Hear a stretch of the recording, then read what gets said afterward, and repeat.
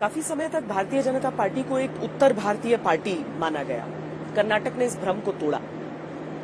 आज जब कर्नाटक में एक बार फिर चुनाव है तो रक्षा मंत्री राजनाथ सिंह भारतीय जनता पार्टी के सबसे वरिष्ठ नेताओं में से एक हमारे साथ है। बहुत स्वागत है सर आपका। कितना जरूरी है दक्षिण के इस द्वार को खुला रखना अपने लिए? नहीं, दक्षिण का द्वार खुला ही नहीं बल्कि खुला रखना आवश्यक नहीं है, बल्कि दक्षिण का द्वार तो अब भारतीय जनता पार्टी के लिए खुला हुआ है, क्योंकि इसके पहले भी वहां सरकार कर्नाटक में हमारी बन चुकी है। आंध्र प्रदेश और तेलंगाना में भी, वैसे आंध्र प्रदेश तेलंगाना जब एक साथ था तब भी भारतीय जनता पार्टी की वहां पर एक अच्छी खासी लोकप्रियता थी। हाँ, यह बात सच है कि हम वहां पर गवर्नमेंट नहीं बना सके।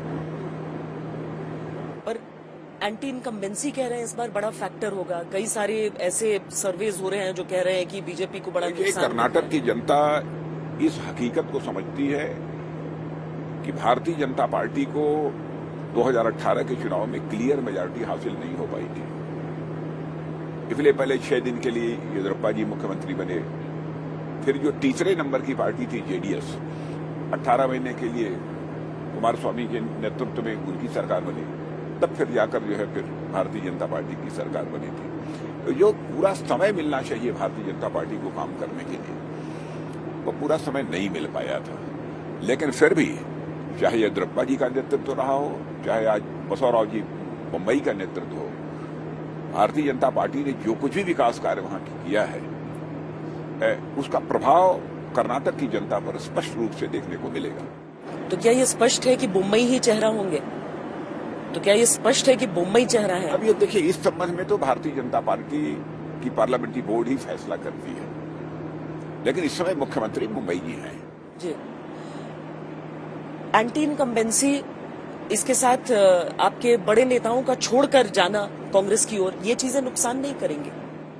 देखिए, हर चुनाव में ऐसा होता है, प्राय 1-2 नेता इधर उधर, किसी को टिकट नहीं मिला अथवा अन्य कोई दूसरा कारण रहा, उसके कारण छोड़कर इधर उधर जाते रहते हैं। लेकिन भारतीय जनता पार्टी की सेहत पर उसका कोई प्रतिकूल असर नहीं पड़ने वाला है। बाकी राज्यों में बीजेपी का जो छवि है और जिन मुद्दों को आप सामने रखते हैं, कर्नाटक में उससे उलट आपके जो विरोधी हैं आपको उन्हीं मुद्दों पर घेर रहे हैं। जो 40% का आरोप लगाया जाता है, भ्रष्टाचार का जो आरोप लगाया जाता है। देखिए, देश की जनता इस मामले में पूरी तरह से आश्वस्त है कि भारतीय जनता पार्टी में इस समय मोदी जी का नेतृत्व है।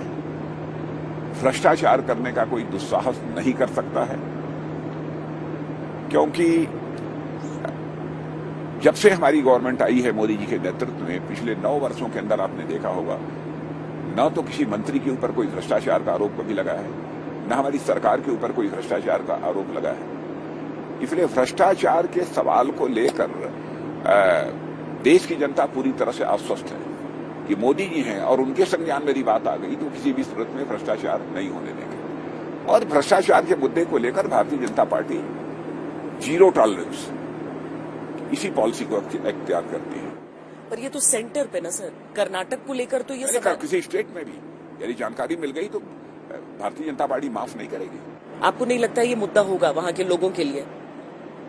क्योंकि विपक्ष सबसे जोर शोर से इसी चीज को उठा रहा है। देखिए, अब तो धीरे धीरे हमारे प्रधानमंत्री ने, मोदी जी ने जो कुछ भी करना शुरू किया है, केवल हम भ्रष्टाचार समाप्त कर देंगे, या केवल भाषण ही नहीं देते हैं, बल्कि उन्होंने सिस्टम में बदलाव लाया है।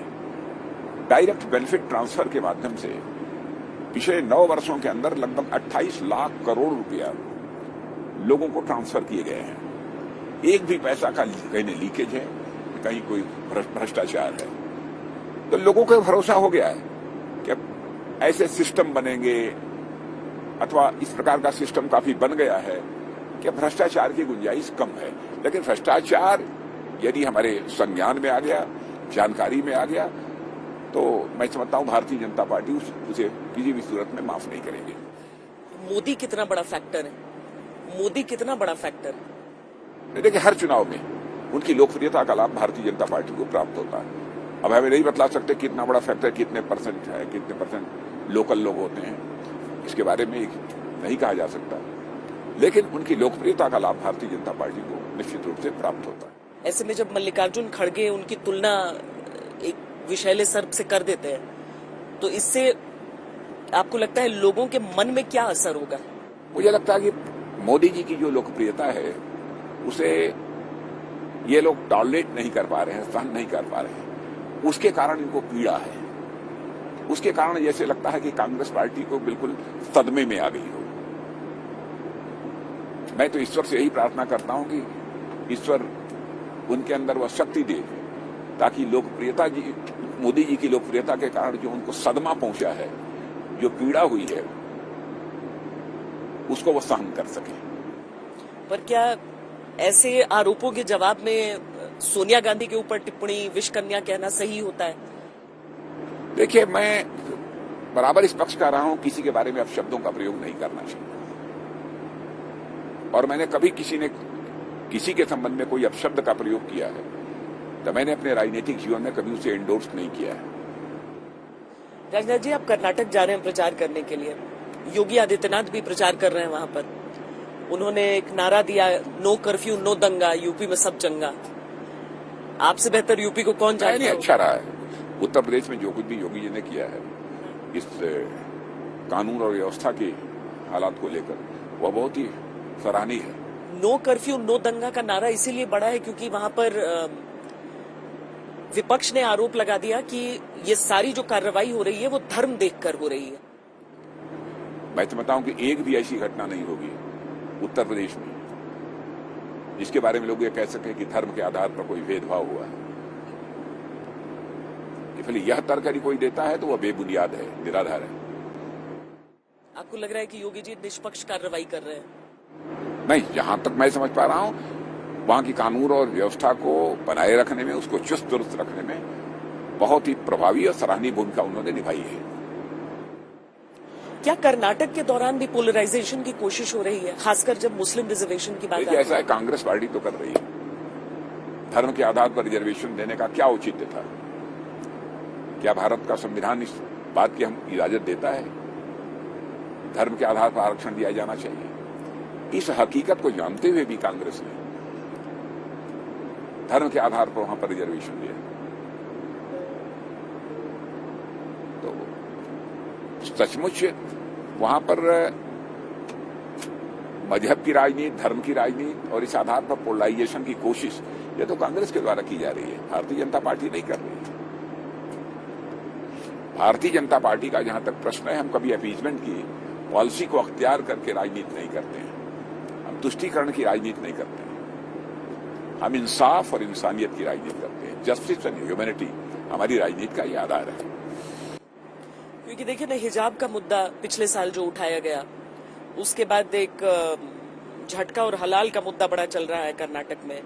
टीपू सुल्तान की लेगेसी का मुद्दा और हिस्ट्री का मुद्दा पूरा चल रहा है। तो इसीलिए कांग्रेस कहती है कि जो पोलराइजेशन, जो धर्म की राजनीति है, वो तो बीजेपी कर रही है। करता ही नहीं। ऐसी राजनीति बीजेपी ने कभी नहीं की है और न ऐसी राजनीति हम करेंगे कभी। मैंने कहा ना कि इंसाफ और इंसानियत, ह्यूमैनिटी एंड जस्टिस, यही हमारी राजनीति का आधार है। जो पसमानदा मुसलमानों की तरफ एक आउटरीच की कोशिश थी, हाँ, लेकिन जो जहां जस्टिफाइड होगा, जहां जो उचित होगा, वो हम कहने में संकोच नहीं करेंगे कि कहीं ऐसा न हो कि हमारी सरकार की सेहत पर उसका असर पड़ जाए। क्योंकि भारतीय जनता पार्टी राजनीति केवल सरकार बनाने के लिए नहीं करती है। भारतीय जनता पार्टी राजनीति समाज बनाने के लिए करती है, देश बनाने के लिए राजनीति करती है।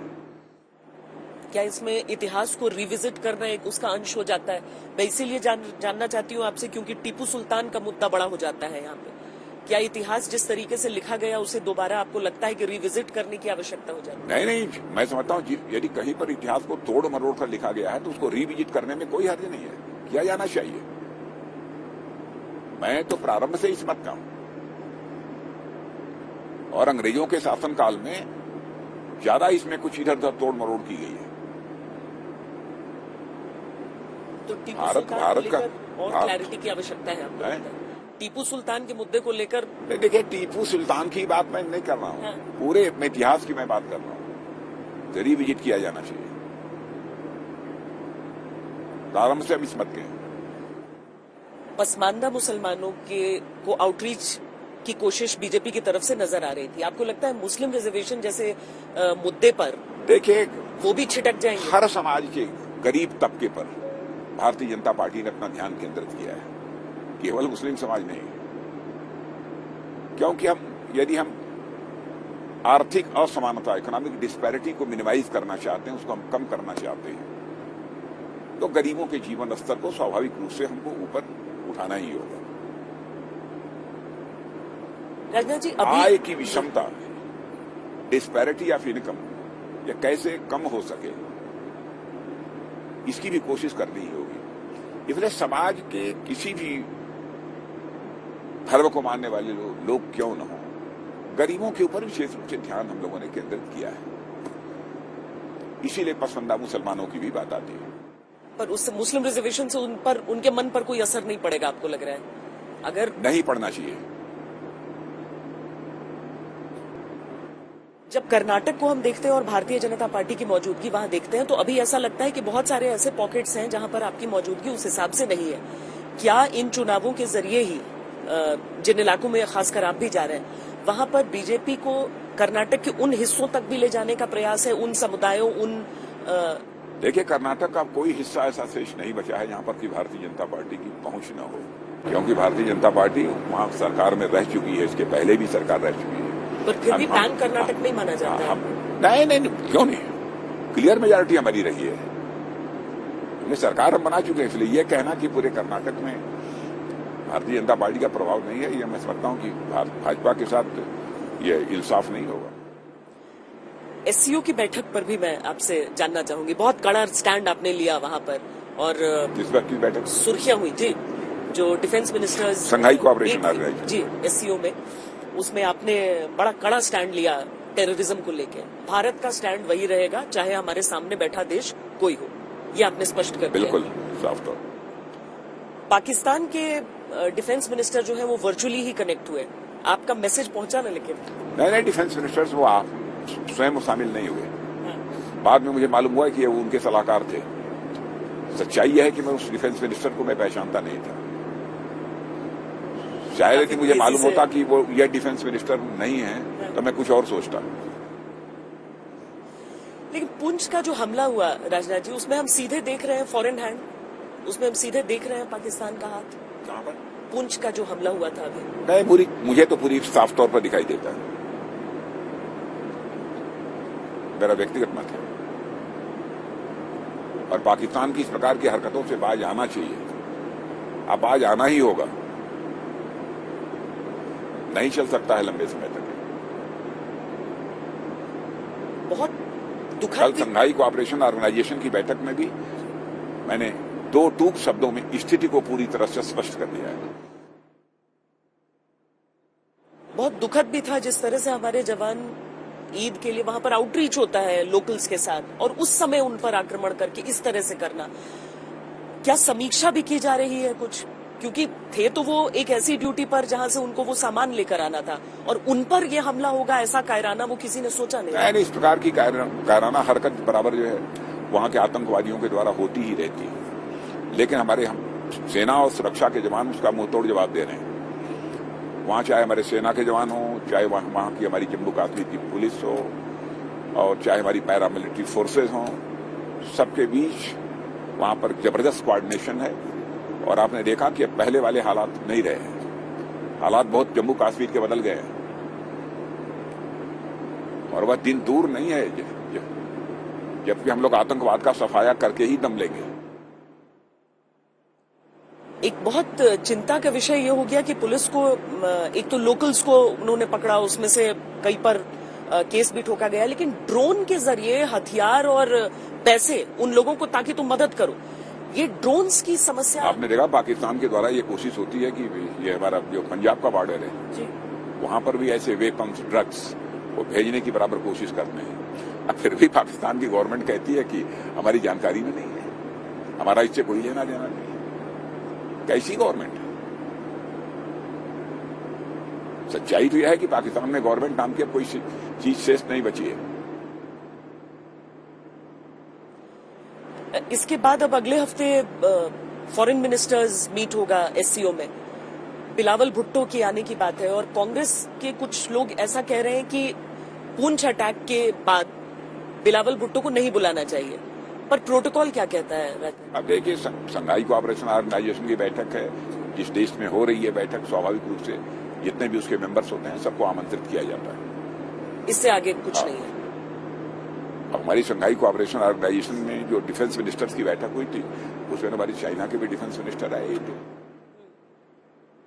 और गलवान के बाद पहली बार बातचीत हुई आपकी? हाँ, पहली बार डिफेंस मिनिस्टर से पहली बार बात हुई चाइना की। सर, आपका स्टैंड हमेशा रहा है कि डिटैच करके नहीं देखा जा सकता है चीन और भारत के रिश्ते और सरहद की स्थिति को, पर चीन कहता है कि नहीं, इसको अलग अलग माना जाए। क्या ये संभव है? प्रश्न ही नहीं है। जब तक बॉर्डर का मुद्दा रिजॉल्व नहीं होता है तब तक रिश्ते किसी भी सूरत में नॉर्मल नहीं हो सकते। पर चीन इस बात पर अड़ा है अभी भी कि वो दोनों को अलग मानना चाहता है। पर ऐसी कोई बात तो उन्होंने हमारे सामने नहीं की, लेकिन उन्होंने कहा कि हम भारत के साथ अच्छे संबंध बनाकर रखना चाहते हैं। ये बात उन्होंने कही है। विदेश मंत्री ने भी अपनी तरफ से कहा कि अगर सेना का ऐसा पराक्रम नहीं होता जैसा कि सरहद पर है, तो हम इस बराबरी पर चीन से बात भी नहीं कर सकते थे जैसे हम इस समय कर रहे हैं। हाँ, बिल्कुल ठीक। परिस्थितियां बदली है भारत की, बिल्कुल, इसमें कहीं दो राय नहीं। भारत अब कमजोर भारत नहीं रहा, दुनिया भी मानने लगी है। पहले वाला भारत नहीं रहा है। भारत अब कमजोर भारत नहीं है, बल्कि भारत ये एक ताकतवर भारत बन चुका है। भारत किसी के ऊपर आक्रमण नहीं करता है, लेकिन भारत के ऊपर कोई आक्रमण करने की कोशिश करता है तो भारत उसका मुंहतोड़ जवाब देता है। अब यह मैसेज स्पष्ट रूप से चला गया है। यही कारण है सर कि जो चाहे वो एससीओ को चेयर करें या फिर G20 की मेजबानी हो, इन सारी परिस्थितियों में हम देख रहे हैं कि पूरी दुनिया देखती है इस तरफ। रूस यूक्रेन, पिछले G20 में भी यह संभव नहीं हो पाया था कि सब एक मंच पर एक साथ आ जाएं, पर भारत में तो सब आ रहे हैं पार्टिसिपेट। सभी आ रहे हैं। ये भारत की शक्ति का, देखिए, इस सच्चाई को कोई नकार नहीं सकता कि अंतर्राष्ट्रीय जगत में भारत की प्रतिष्ठा मोदी जी के नेतृत्व में बढ़ी है, और अंतर्राष्ट्रीय जगत में मोदी जी की भी प्रतिष्ठा बढ़ी है। यह कोई छोटी बात नहीं थी कि जिस समय यूक्रेन में हमारे भारत के बहुत सारे लगभग 20,000 से अधिक बच्चे जो फंसे हुए थे और भारत लौटना चाहते थे, तो उस समय सीधे यूक्रेन के राष्ट्रपति मिस्टर जेलेंस्की से बात करना, रूस के राष्ट्रपति मिस्टर पुतिन से बात करना, अमेरिका के राष्ट्रपति बाइडेन से बात करना, थोड़ी देर के लिए युद्ध रुक जाना, सामान्य हो जाना, स्थिति सामान्य हो जाना, और लोगों का वहां से निकलकर बाहर आना, भारतीयों का, यह कोई छोटी बात नहीं है। जो बहुत ही एक लोकप्रिय नेता होगा, एक हाई स्टेचर का होगा, ऊंचे कद का जो नेता होगा, और जिसके कद की, जिसके स्टेचर की मान्यता अंतर्राष्ट्रीय जगत में भी होगी, वही इस काम को कर सकता है, और कोई दूसरा व्यक्ति नहीं कर सकता। सर, अभी सूडान से भी इवैक्यूएशन, सूडान से भी इवैक्यूएशन हो ही रहा है। बड़ी संख्या में लोग आ चुके हैं। बीती रात भी एक बहुत डेयरिंग ऑपरेशन हुआ। बहुत डेयरिंग हुआ, बहुत डेयरिंग। और इसके लिए अब तो इंटरनेशनल फोरम पर भी भारत कोई बोलता है तो लोग ध्यान से सुनते हैं कि भारत क्या बोल रहा है, कान खोलकर लोग सुनते हैं। पहले इतनी गंभीरता पूर्वक भारत को कोई नहीं लेता था। पर इसमें भी सवाल आप लोगों पर उठे कि कर्नाटक में चुनाव थे, आप लोगों ने अपनी इवैक्यूएशन प्लान को ऑपरेशन कावेरी कह दिया। नहीं, पहले ऑपरेशन गंगा, बहुत सारे ऐसे ऑपरेशन तो पहले भी कर चुके हैं ना, कि अब कर्नाटक को ध्यान में रखकर नहीं किया गया है। हम अपने देश की नदियों के आधार पर ऐसे ऑपरेशंस का नाम रखते ही रहते हैं, पहले भी रखा है। कर्नाटक पर वापस लौटते हुए चैलेंज सबसे बड़ा आपको इस समय लग क्या रहा है? कर्नाटक में आपको चैलेंज इस समय सबसे बड़ा क्या लग रहा है कि आप रिटेन कर पाए यहाँ पर सरकार को? बहुत कॉम्पिटिटिव है अभी पूरा, अगर हम देखें ऐसा नहीं है कि स्पष्ट तौर पर नजर आ रहा है। कर्नाटक की जनता चाहती है कि साथ डबल इंजन की सरकार होनी चाहिए, और इस बार क्लियर मेजॉरिटी की सरकार भारतीय जनता पार्टी की होनी चाहिए। मुझे पूरा यकीन है। पूरा यकीन है। लोग चाहते हैं कि एक बार क्लियर मेजॉरिटी की यहां पर गवर्नमेंट बने और केंद्र में हमारी बीजेपी की गवर्नमेंट रही है, डबल इंजन की गवर्नमेंट कर्नाटक और अधिक डेवलपमेंट कर सकती है। कांग्रेस कहती है दोनों इंजन फेल हो रहा है। कांग्रेस कहती है डबल इंजन नहीं हो तो इंजन फेल है।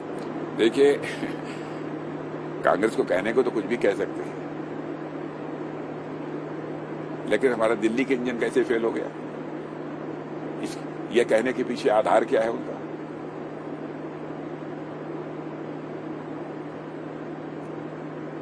भाई, जो दिल्ली में हमारी जो गवर्नमेंट है, उस गवर्नमेंट के रहते ही हमारी भारत की इकोनॉमी दुनिया की टॉप 5 इकोनॉमीज में आकर खड़ी हो गई। देश की विश्व की 5 बड़ी अर्थव्यवस्थाओं में आकर खड़ी हो गई, जो कि आज के 9-10 वर्ष पहले 10वें या 11वें स्थान पर हुआ करती थी। और बड़े बड़े एक्सपर्ट्स, मॉर्गन स्टैनले ने तो यहां तक कह दिया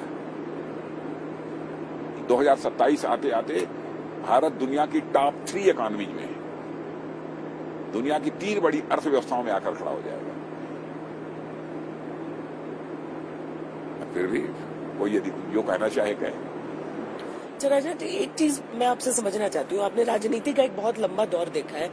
ये जो आप लोगों पर आरोप लगता है विपक्ष की तरफ से कि आप बदले की कार्रवाई करते हैं, हमेशा उन लोगों को टारगेट किया जाता है जो आपके खिलाफ बोलते हैं। देखिए, इसे मोदी जी ने पूरी तरह से स्पष्ट कर दिया है कि हम भ्रष्टाचार को किसी भी सूरत में टॉलरेट नहीं करेंगे। और हम बदले की कार्रवाई करते हैं तो लोग कोर्ट क्यों नहीं जाते हैं? कोर्ट के ऊपर तो किसी का कोई दबाव नहीं है। क्यों नहीं वहां से राहत मिलती है? आरोप लगाने के लिए किसी पर आरोप लगाया जा सकता है, लेकिन उसका कोई आधार नहीं है।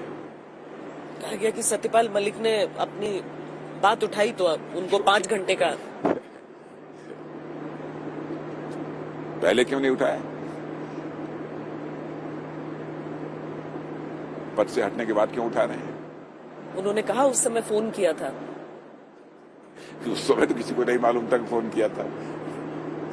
तो आपको लग रहा है राजनीति से प्रेरित आरोप है? मैं उनके बारे में कुछ नहीं कहना चाहता। अब ऐसे बहुत सारे लोग बोलते रहते हैं, हर व्यक्ति के स्टेटमेंट पर मैं कमेंट नहीं करता हूँ। लेकिन कर्नाटक को लेकर आप आश्वस्त हैं? कर्नाटक को लेकर मैं पूरी तरह से आश्वस्त हूँ। कर्नाटक में क्लियर मेजॉरिटी से हमारी गवर्नमेंट